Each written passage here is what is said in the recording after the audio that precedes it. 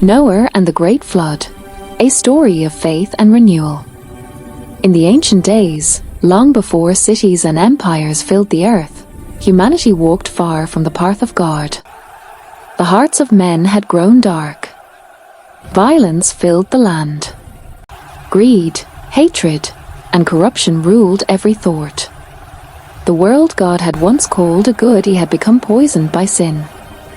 Yet, in the midst of this chaos, one man stood out, Noah, a righteous man who walked faithfully with God when no one else would. One day, God looked upon the earth and was grieved by what he saw. He spoke to Noah, saying, "The end of all flesh has come before me, for the earth is filled with violence. I will destroy them, but you, Noah, have found favor in my eyes."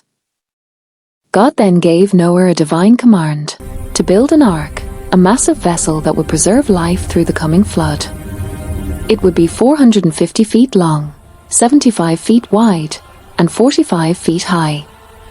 Every plank, every beam, would be a symbol of obedience and faith. And so, Noah began to build. Day after day, under the scorching sun, he and his sons, Shem, Ham, and Japheth, labored with determination. Their hands blistered, their backs ached, but their hearts remained steadfast.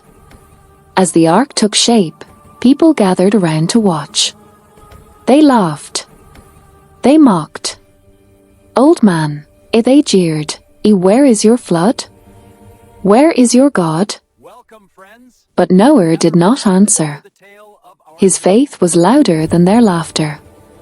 When the ark was finished, it stood like a giant wooden mountain, ready for a storm the world had never seen.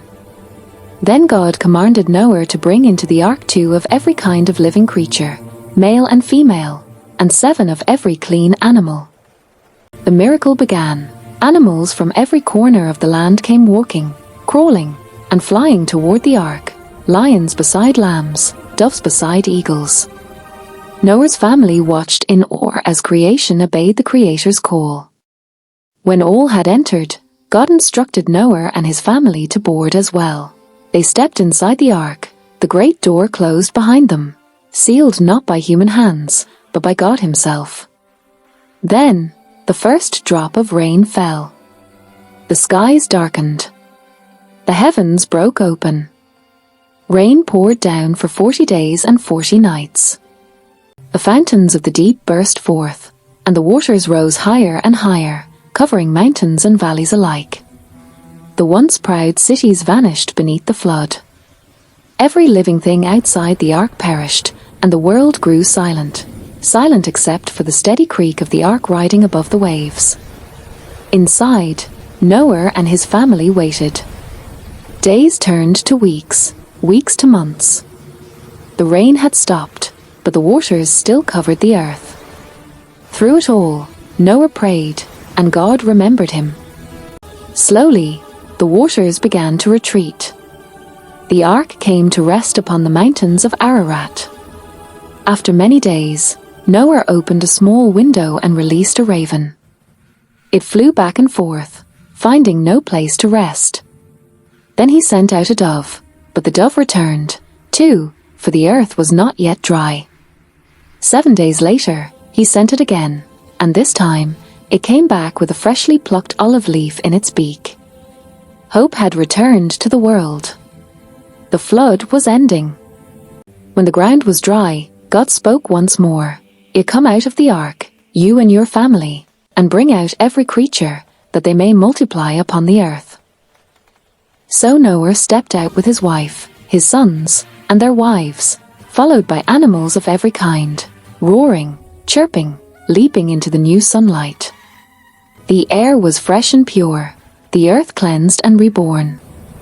In gratitude, Noah built an altar to the Lord. He offered sacrifices of thanksgiving, and the sweet aroma rose to heaven. God was pleased and promised, "And never again will I curse the ground because of man, nor will I ever again destroy all living things by flood."